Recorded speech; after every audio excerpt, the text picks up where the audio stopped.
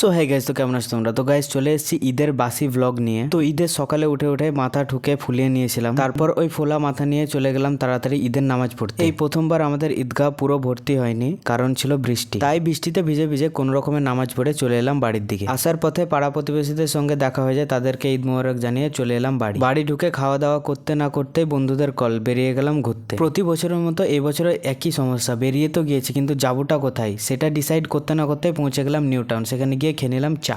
এখানে হালকা করে পেট পূজা করলাম। আমি কিছু খাইনি, আমি জাস্ট এক কাপ চা।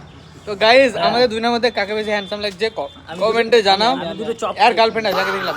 নিউ টাউন থেকে বেরিয়ে আবার চলে এলাম নলাটির পাহাড়ে, সেখানেও খেয়ে নিলাম চা। তো পুরো দিনটা আমরা চা খেয়ে কাটিয়ে দিলাম এন্ড বাড়ি এসে সোজা। তো সারা দুপুরটা গাধার মতো ঘুমিয়ে আবার উঠে গেলাম সন্ধ্যে 6টায় রেডি হয়ে ঘুরতে যাওয়ার জন্য। তো এবছর ঈদের সকালটা খুব একটা ভালো কাটেনি বৃষ্টির জন্য, তাই আমরা ঠিক করলাম যে রাতটা কমসে কম ভালো কাটাতে হবে। তাই আমরা তারাপীঠ চলে এলাম এন্ড খেয়ে নিলাম চা। এবার কিন্তু সাথে পকোড়াও ছিল। তারপর আমরা চলে এলাম রামপুরহাটের অ্যাটমসফিয়ার ক্যাফেতে। তো এখানে আমরা আমাদের রাতের মেন কোর্সটা খুব সুন্দরভাবে কমপ্লিট করে নিলাম। তো গাইজ ঈদের বাসি ব্লগটা কেমন লাগলো অবশ্যই কমেন্টে জানাবেন। टाटा गाइस, और फिर मिलेंगे नेक्स्ट ईद में।